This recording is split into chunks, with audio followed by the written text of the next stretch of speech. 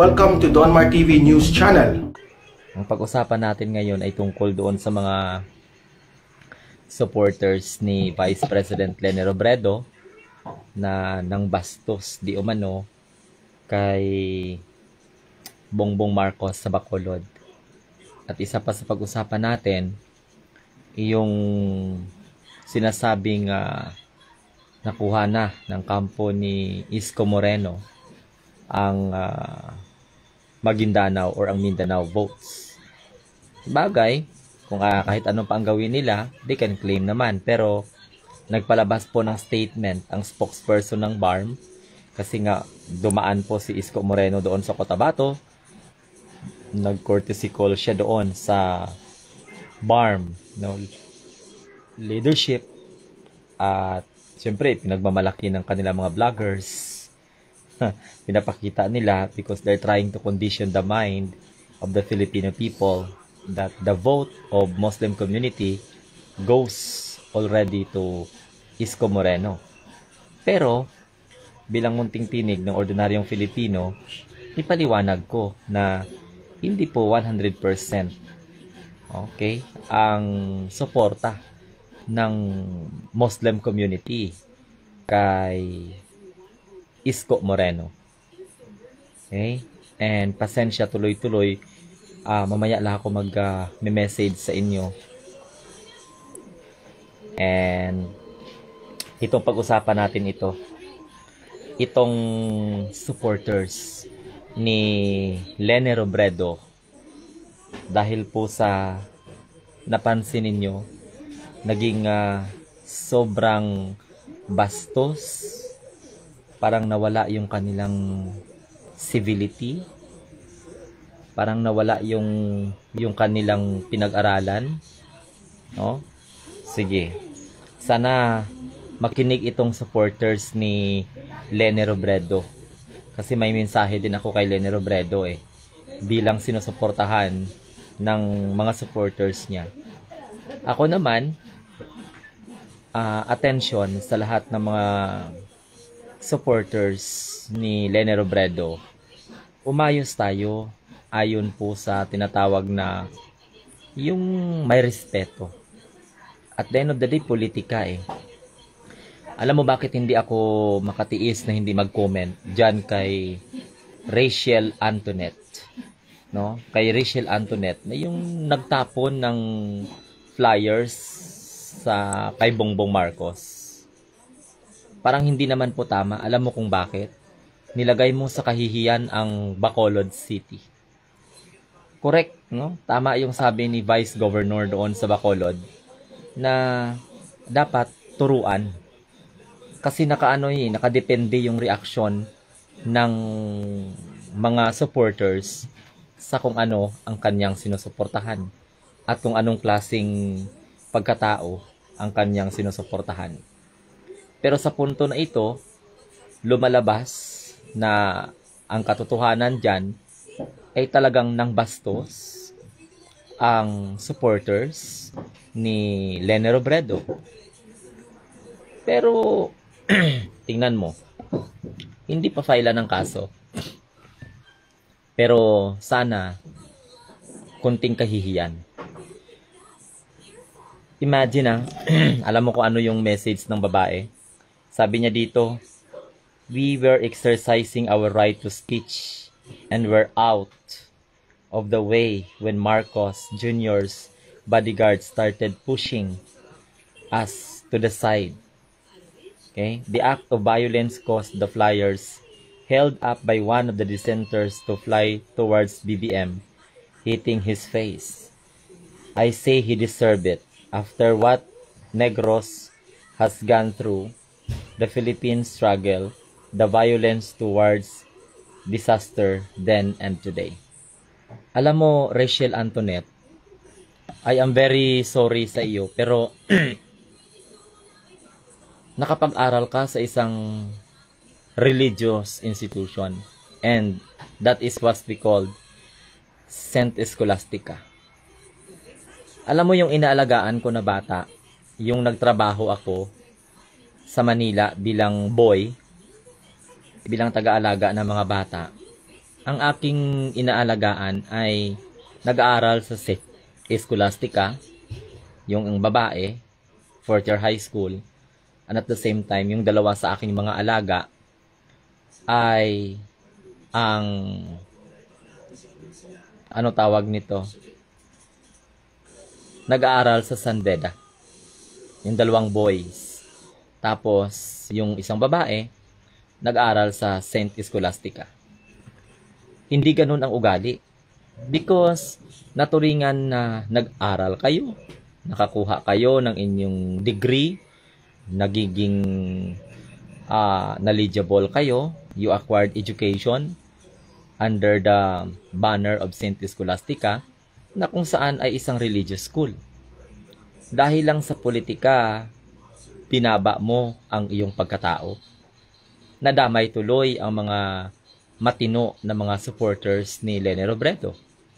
Kasi, hindi ko naman lahat sinasabi na bastos ang mga followers at saka supporter ni Leni Robredo. Yung makukomentaran ko lang na naging bastos, yung makikita ko sa social media, katulad nito, pagkatapos yung mga nanonood dito sa aking live, yun ang makomentaran ko. But, in general, hindi naman lahat bastos ang mga supporters ni Leni Robredo. Pero sa punto na ito, pinapakita mo lang kung anong klaseng edukasyon ang nakuha mo sa isang religious institution. Kung pag-isip-isipin mo, nilamo na kayo ng sistema ng politika, kailangan bang aabot sa bastusan? Ako, in the first place, tao rin ako, may emotion din ako, nasasaktan din ako kung ano yung mga binabato kay BBM. Pero, pag dumaan siguro sa harap ko si Leni Robredo, dumaan siguro sa harap ko ang ibang mga kandidatong tumatakbo sa pagkapangulo na hindi ko gusto, hindi siguro maatim ng konsensya ko na bastusin. Dahil in the first place, nakapag-aral ako. In the first place, nabigyan naman ako ng tamang disiplina ng aking mga magulang. In the first place, meron na naman akong tinatawag na sense of observation kung ano yung tama at saka kung ano yung mali. Kung ano yung karapat-dapat at hindi po karapat-dapat na behavior ng isang tao, lalo na kapag nasa harapan ka ng publiko. Sa mga ganong klaseng ugali natin ng mga supporters, ang tanong ko, paano kayo nagkaroon ng ganong klaseng ugali na dahil lang sa politika, mangbastos kayo? Ipagpalagay natin, deserve ni Bongbong Marcos na bastusin. Pero ang tanong, yan ba ay sentimento ng lahat ng mga taga-Bacolod? Yan ba ang ipoportray ninyo? I am very sorry na tumba. Yan ba ang ipoportray ninyo? Yan ba yung disiplina na nakuha ninyo sa inyong religious institution? Kasi tapos yan ba yung radical na klaseng pagmamahal ninyo? Sinong nagturo sa inyo ng ganun? Saan ninyo nakuha ang ganyang klaseng values? In the first place, babae ka. The fact na nang bastos ka, halimbawa, dumaan si Leni Robredo na sinusuportahan ninyo. Tapos, tapunan siya ng tae ng mga tao. So, ang mga komentaryo namin sa inyo ngayon ay iko-komentaryo nyo din sa amin. Dapat hindi tayo lamunin ng sistema ng politika. Pinahiya mo ang buong Bacolod. Pag may nagbisita sa inyo, gusto man ninyo o hindi, kung ayaw ninyo, pwede naman kayong matulog sa bahay ninyo. Considering the fact na sarado na yung utak ninyo na suportahan si BBM, in the first place, alam nyo naman ang totoo na hindi naman maipipilit ng tao na botohin ninyo si BBM. Ang tao, bumisita dyan sa inyong lugar. Ako, Ilonggo ako. Kung sa bastusan, bastos din ako. Pero, kung hindi ako binabastos, bakit ko kailangang mangbastos ng tao? 'Di ba? Kasi ang ugali, ano yan eh, may impluwensya. Ganun ba ang nakuha ninyo na ugali? Kaya tingnan ninyo, sa ilang survey, hindi na uungusan ni Leni Robredo ang popularidad ni Bongbong Marcos. Kasi sa survey, kung titingnan ninyo, sunod-sunod, ilang buwan na lang bago ang eleksyon, hindi gumagalaw. Ang taas ng margin, ng distance, ng numero ni BBM kumpara sa kay Leni Robredo na sinusuportahan ninyo. At siyempre sa ibang pang mga kandidato, hindi gumagalaw. So ibig sabihin, kung ngayon ang eleksyon, panalo si BBM. Pero hindi naman aabot sa punto na kailangan nating magbastusan. At the end of the day, Pilipino tayo. At the end of the day, ma-realize natin magkaiba lang ang kandidato na sinusuportahan natin. Dahil hindi naman po talaga tayo dapat na mag-away-away. In the first place, may pinag-aralan ka. 'Di ba? Miss Rachel, anong tawag nito? Antoinette. Ngayon, sikat ka na ngayon sa social media.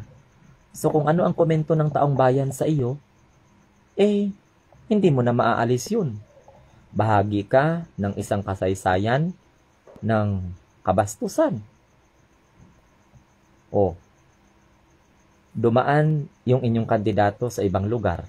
Normal lang siguro na magkantsawan, pero ilagay po natin sa lugar kung pwede nating iwasan. Dapat hindi natin gagawin yun kasi mayroon tayong role model na sinusundan. As a matter of fact, ang tumutos up sa inyong kandidato ay ang simbahan, ang mga kaparian, ang mga madre. Ano bang itinuturo ng mga kaparian at ng mga madre sa inyo? 'Di ba? Kaalamang spiritual, pakikipagkapwa, pagmamahal sa kaaway na itinuturing po ninyo, pangunawa sa kailangan pong unawain. Nang sa ganon ay makamit po natin ang pagkakaunawaan, pagmamahalan at pagkakaisa sa kabila po ng ating pagkakaiba-iba, no? Pagkakaiba-iba sa aspeto ng politika, paniniwala sa relihiyon, paniwala sa ideolohiya at prinsipyo, ating mga guiding principle. Kasi hindi po dapat ganun. Pinahiya mo yung buong Bacolod. Ganun ba dapat ang gagawin ng pagtanggap ng bisita? Hindi ganun. You should learn what is good and what is right. Tingnan mo. Sinasabi ninyo, you are exercising freedom of expression. Lahat man tayo meron. Lahat tayo binigyan ng batas, ng karapatang magsalita, karapatang magpahayag ng ating mga disappointment. Pero kung tutuusin, hindi mo alam kung saan ka nanggagaling dyan sa galit na nararamdaman mo kay BBM na umabot sa puntong tapunan nyo siya ng flyers. Kahit ako siguro ayaw ko sa tao pero hindi ko magagawa na bastusin in front of public. Maliban lang kung may mga discourse, maliban lang kung may mga dissenting opinion tayo. Anong palagi kong sinasabi dito, matapang ako sa pagkokomentaryo, pero syempre, huwag tayong sumobra. Kasi hindi po maganda na ipinapakita ninyo yung sinasabi ninyong radical kayo magmahal. Alam ko, kabataan kayo, no? Yung pagsigaw-sigaw ninyo sa tao na magnanakaw. Naunawaan nyo ba kung saan po nanggagaling yung inis at galit ninyo kay Bongbong Marcos? Naunawaan nyo ba kung saan po nagmula at bakit namuo ang puot, ang galit, no? Ang pagkainis ninyo sa isang tao na minsan hindi nyo man lang nakasama? Na ang inyong kaalaman ay base lamang po sa kung ano ang indoctrination ng mga taong ayaw sa Family Marcos? Hindi ganun ang tamang supporters. Ako, bastos din ako pag binabastos ako sa live ko. Pero, lalo na sa mga karaban, hindi po dapat ganun. Nakikita ng media, nakikita ng social media. Kayo na mga kabataan, ang tinuturing na pag-asa ng bayan. Mag-discern kayo, maghanap kayo ng paraan na maunawaan ninyo kung saan po nanggaling yung galit, yung pagkainis ninyo sa isang kandidato na hindi nyo suportado. Di ba dapat manggaling sa kampo na ni Lene Robredo ang mga values na dapat pong isabuhay ng mamamayang Pilipino? Pero, tinatanong ko, bakit ganun? Bakit umabot sa punto na kailangang magbastusan? Bakit kailangan aabot sa punto na sisigaw kayo ng mga inappropriate words? Tapos, ipananggalang ninyo ang tinatawag na freedom of expression? Tapos, halimbawa, pag dumaan po, iba yung oral defamation kaysa sa slander. Ay iba yung slander at saka libel. Pero hinayaan pa rin kayo. Sabi nga, responsibility, our rights anchored with a lot of responsibility. No? Hindi maganda. Kayo kaya, dumaan kayo sa isang lugar, tapos maka-experience kayo ng ganyan. Sino pa ang magrespeto sa inyo yan? Ngayon, kay Rachel, babae ka. Paano ka rerespetuhin? Alam ko siguro nagsisisi ka na. Pero sa mga post mo, parang hindi ka nagsisisi. Because you are proud. Sinabi mo pang deserve si BBM na ganon. Hindi. Kailangan for the sake of ginatawag na respeto, nakapag-aral ka. You are a graduate of St. Scholastica. Ang tanong ko, sino ang inyong inspirasyon sa paggawa ng mga bagay na yan na kailangan yung ilabas yung pagiging matapang ninyo na wala sa lugar? So ngayon, tingnan mo, imbis na tataas ang rating ni Lene Robredo, kayo ang sumisira. Nababalitaan ka ba na binabastos kayo ng supporter ni BBM? Si BBM mismo, hindi nga nagtatapon ng putik na kung tutuusin, alam din sa sarili ni BBM na meron ding pagkakamali yung mga katunggali niya. Pero he never engage. No? He never engage in negative campaigning. Karamihan kasi I am very sorry. I am a graduate of religious institution. I am a product of Notre Dame University.